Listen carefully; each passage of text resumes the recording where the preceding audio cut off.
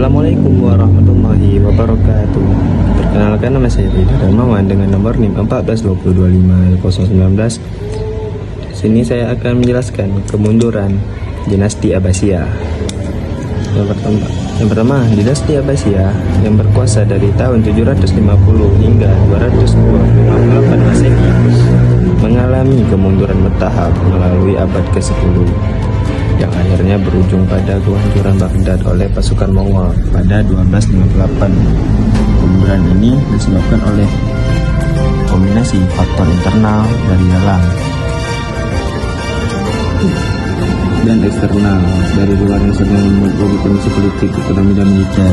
Dinasti Abbasiyah atau sering disebut Daulah Bani Abbasiyah merupakan kekhalifan Islam ketiga setelah Khulafaur Rasyidin dan dinasti Umayyah. Dinasti ini didirikan oleh keturunan Abbas bin Abdul Muthalib, paman Nabi Muhammad SAW, dan berkuasa selama hampir 5 abad, dari tahun 750 Masehi hingga 1258 Masehi.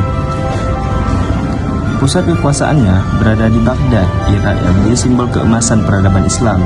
Dinasti ini dikenal sebagai era keemasan Islam karena kemajuan pusat di bidang ilmu pengetahuan, seni, dan budaya, meskipun juga mengalami konflik internal dan eksternal yang akhirnya menyebabkan keruntuhannya.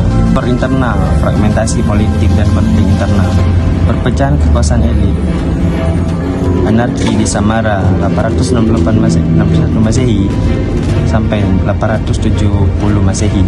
Yang kedua, ada perebutan kekuasaan antar keluarga. Tiga, khalifah yang lemah dan mudah didominasi oleh pihak lain. Dan keempat, ada dominasi unsur non-Arab Turki Persia di istana.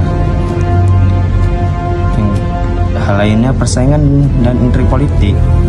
Yang pertama, ada konflik antar kelompok bangsa Arab, Qais, Muzar, dan Yaman. Intervensi kekuatan antar regional seperti Bani Buwayhi dan Seljuk. Kondisi politik yang tidak stabil dan penuh kekacauan.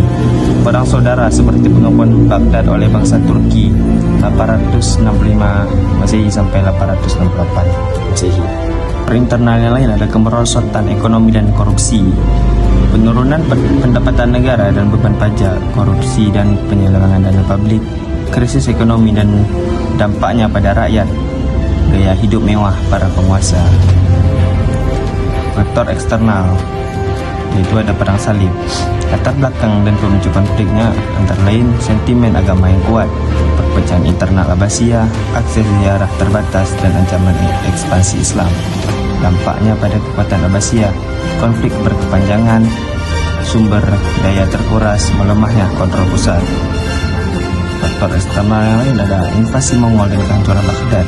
Ekspansi kekaisaran Mongol, Kulangu klan memimpin ekspedisi ke Mesopotamia, berhasil menaklukkan Iran dan menghancurkan Asasin. Pasukan besar bergerak untuk mengepung Baghdad. Kehancuran Baghdad 1358. Baghdad diserang Mongol pada tahun 1258 Masehi. Dampak kemunduran, hilangnya pusat ilmu pengetahuan, hancurnya Baghdad dan lembaga pendidikan, mundurnya tradisi keilmuan dan inovasi, kehilangan karya ilmiah dan intelektual, pergeseran pusat intelektual.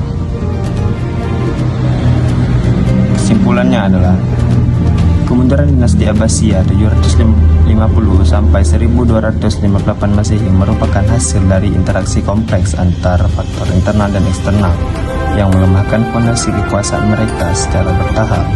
Secara internal, perselisihan keluarga, melemahnya sentralisasi pemerintahan, ketergantungan pada militer asing seperti Turki dan Persia, konflik etnis religius, Arab versus non-Arab, Sunni versus Syiah, serta kemerosotan ekonomi akibat korupsi dan pengeluaran berlebih menjadi pemicu utama instabilitas. Faktor eksternal, terutama serangan Mongol pada 1258 Masehi yang menghancurkan Baghdad dan membunuh Khalifah Al-Musta'sim, serta dampak perang salib mempercepat kehancuran total.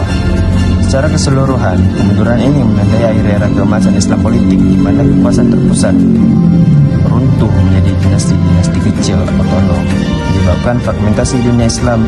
Namun, warisan budaya, ilmu pengetahuan, dan ekonomi Abbasiyah tetap memengaruhi peradaban global hingga saat ini.